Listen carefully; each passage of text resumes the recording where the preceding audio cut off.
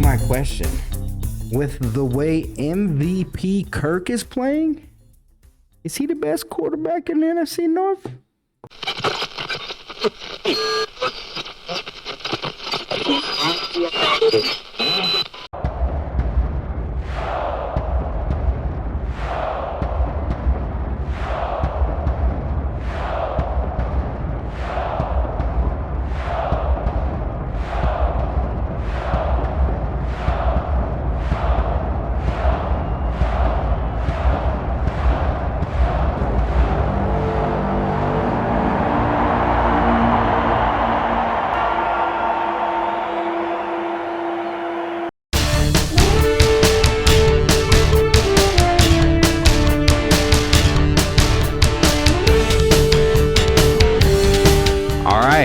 Welcome back to Here We Skull. It's your boy Nathan. Here we skull. I'm Chavez.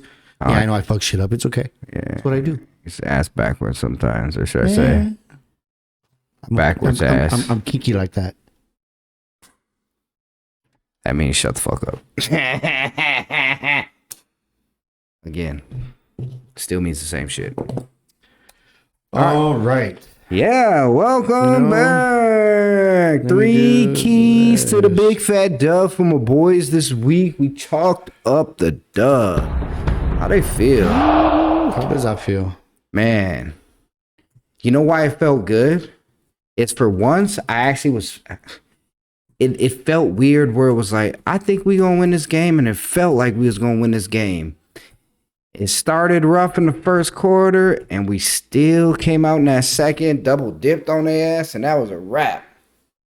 So, happy with that. Happy with the dub. Y'all put Russ in the freezer. Man. He didn't even cook. You put him in the freezer. And although he was feeding DK, though, like I did say, y'all was trying to cover Lockett. Lockdown Lockett. Yeah, but y'all have DK still get some juice. Well, I mean, you can't shut both them dudes down the entire game, but I'll take both their box lines. I think our secondary did. Okay, so key number 1 to victory was Kirk motherfucking Cousins. God damn, that boy's good. Woo! I don't even like to talk about Kirk like that, but Do you know I know you like Kirk Cousins? man, we can start doing this skit now. Now it don't hurt so bad. Why I like Kirk Cousins? Because he has short hair. I mean, I think I prefer his QBR rating, but it's okay. I don't know what happened to Kirk Cousins, but honestly, this has been a different Kirk Cousins this year. Zimmer's been saying it too. Maybe it was the meeting with the coach. Maybe, I don't know. Have you heard of imposter syndrome? Imposter syndrome. You're talking like contract year kind of guy approach? No, so imposter syndrome is like where you don't feel like you're really good enough and you kind of faking it, and you know you faking it, but everybody still thinks you know how to do it. So you always feel like you don't really belong, like you're inferior. You have that imposter syndrome. You don't feel like you truly belong there, like you ain't earned it. You don't have the merits to be in this group of people. I don't know. I wonder if Kirk Cousins had that and he's finally gotten over it and he's starting to understand, like, nah, nigga, your number, you good, dude. Just stop being so fucking scary. Right. Right. I told you, man, he been having a fire in his eye. I don't know. I love this, Kirk. I might even have to retire the hey, Teddy, hey. Nah, we'll never retire that because I still love that boy, Teddy. And he out there whipping ass in Denver. Super Bowl prediction today. Minnesota Vikings versus the Denver Broncos. Minnesota steals their first game because Teddy knows we need it. Come on, Teddy. Hey, Teddy. Hey, Teddy. This isn't for Teddy. This is timeout. To my birthday. This is coming from me. Considering what I said last week as well. The shit that I talked last week, right? They have to get through the Raiders. But you know who don't really choke? Teddy, though. Like, Derek Carr always comes back because somebody usually gives him a chance to come back. I was gonna say Kirk Cousins doesn't choke. Doesn't he usually swallow? I mean, We're no longer back. Time out. Time out. You're no longer allowed to bash my quarterback. I need you to back the fuck up. I'm gonna bash him every day. What did fall over? I'm gonna maintain that consistency. So then when you flip, Man, I'm gonna be like, just know we always got the purple glasses on. So I told you from the episode 1. That's true. I started this podcast with the MVP Kirk. I know you was laughing at me then too. I'm laughing at myself inside. There's like a little, I don't know. I just don't know how I feel, but I'm loving it. Let's go. I love the Vikes. Let's get it, baby. All right, so the first key was MVP Kirk Cousins, of course, to win. Shout out to my boy Kirky. I got to come up with a good name for Captain Kirk. It can't be Captain Kirk because Captain Kirk is Captain Kirk. There you go. I just gave you right there. Kirky the Turkey. Kirky the Turkey. Nah, that's disrespectful, dude. He's got more swag. Did you hear his little interview today? He said, I'm listening to Vikings radio. I'm listening to Steelers, SNR. It was more rhetorical to inform you. I was about to inform you on the video. You have to understand these common linguistic.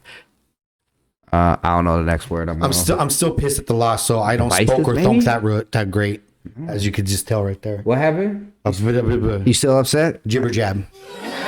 Man, I understand being upset. I've been upset for 2 weeks. I finally had a good night's sleep, y'all. Oh my God. Finally, I slept like a baby last night. Took out the Epsom salt. I was like, oh. Man, I ain't even going to talk about what else I did, but let me just say, I relaxed last night. Had the wifey rub his feet. Man, I can't because I'm ticklish. I kicked the shit out of somebody. Don't touch your toes. I'm hitting the mic. Kick your own wife in the face. How about that? She know not to touch my feet at this point. How about that? She learned that years ago. It's deadly. All right. So the second key to that Vikings win is the defensive line. They may not have got home a lot, but that boy Russ was running for his fucking life. Like I said, his life. They did hit him twice. Man, he was not cooking shit last night. Them niggas was starving. Hungry. But, we'll be all right. Good job, D-line. That boy Everson Griffin got his welcome home sack. Back in the stadium. Did you hear the noise in there? They broke huddle. Dude was like, what's the count? Russ was like, what I'm going to say. So you know what the third key is. What you going to say? Randall McDaniel. Man, that's my boy. Go, Randall. Arizona cat. Yeah. Love him. Man, Everson. Okay, you got to shout out the AZ cats. I'm not mad at you. But the hometown crowd gets the third key to victory. It was rocking in that bitch. Man, I can't wait. I'm going to take Chavez to the Pittsburgh game, I think, this year. We thinking about it.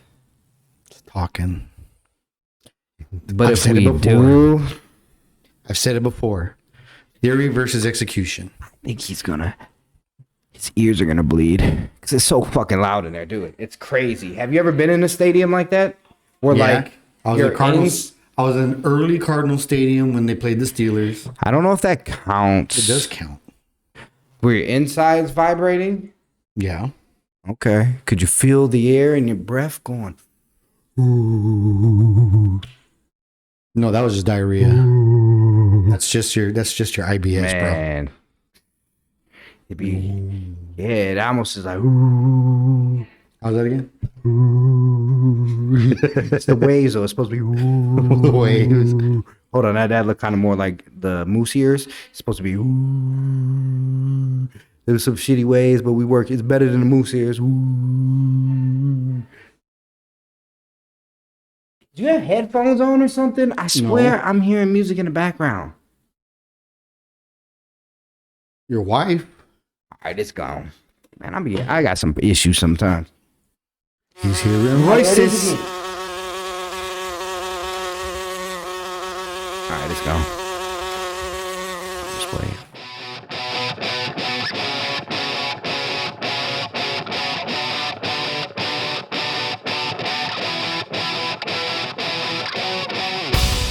All right, and now we're going to talk about next week's key. You know, we started out with that first win. Now it's time to get this winning streak started. We got the Cleveland Browns coming home. Stefanski, an offensive scheme that we're very familiar with. Sheldon Richardson just came in, so it's going to be a defensive scheme we're going to be pretty familiar with. So I think we keep things rolling. We dominate, and we pull out that win. And some of the keys that's going to make this happen is obviously the O-line. They had an amazing game last week.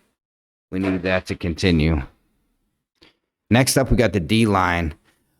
We need to make Baker a little worried out there. We got to keep the pressure up, keep after him, keep it moving, keep it pushing. Make him uncomfortable just like we had Russ uncomfortable. We didn't let Russ cook. We damn sure ain't going to let Baker bake. Anyways, next up. The next key is going to be that D-line. Well, actually, I said the D-line. My bad. You know, it's late. It's getting old. We're watching the football game. Right, but it's all good. It's going to be that home crowd again. Because, yes, we are home, and that building was rocking last week. And what were you telling me earlier before we started filming? What part? About experiencing it at home. Oh, yeah. It's like you hear everything vibrate inside. You can hear the air inside of you just making that little, it's weird. It's a different sound when your whole body is vibrating from the noise. It's weird. It's crazy to be around. It's hard to explain. I'm probably doing an awful job, but if you experience it, you can't never forget it. It's like not at a football game, at a basketball game, at a Suns game. But maybe. That's a different sport, different conversation. I mean, depending on the size of the stadium and all the noise and how rowdy it gets, I could see it getting up there in the Suns game. I could see that, but I heard U.S. Bank was going crazy, so we keep that up. I think that's going to be the third key to the victory. I should say Kirk for sure, but I think MVP Kirk, that's just almost going without saying. I don't even have to make it a key anymore. Because the O-line keeps it up, man. I mean, right. Like, I think that's the key. Keep them clean, and Kirk will take care of the rest. We got them boys out there. Mr. Like That or something. I don't know what you want to call him. Man, but, you know. He been like that all season, though, for sure. All right, now. All right, key to the loss. All right, what happens if they lose? I mean, honestly, I'm really not feeling the loss at all. Like, I usually have good intuition, except for week 1 and 2. But this week, I think we got them. I think we got the Browns for sure. I think Stefanski's gonna come. But if they do lose, it's gonna be because Stefanski came home and tried to make a statement game. But again, I don't see it happening. I don't see Baker. That's just the theory land. Key to the loss. Cleveland Brown runs the ball down our throat. We can't stop the run. Can't get them off the field. And you got Nick Chubb and Kareem Hunt. Exactly. So that's going to be the key. But that means we should be seeing this tight defense, right? That's supposed to be shutting down this D-line, these running backs. So, again, I think we got an answer, but we'll see how it goes. But end of the day, Vikings win 27-13. Here we go. Oof. Oof. Ooh la la. Yeah. We'll be all right. Yeah. 2-2. I'm coming for your Packers. I called Cleveland. I think it's still going to be a good game, but I think it's going to be like, Cleveland 31, Vikings 27.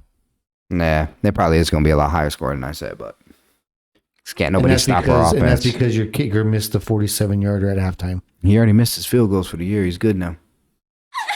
Glad he got that out. He shook it out. 6-6 last week, by the way. 6-6. Appreciate you. Good job. That's all we want. Make your kicks. Kirk, make your throws. Checks. All that shit. Good shit. It was a good game. I was happy. My bad. Let's win this game. Skål Vikings, honor your name. Go get that first down, make it a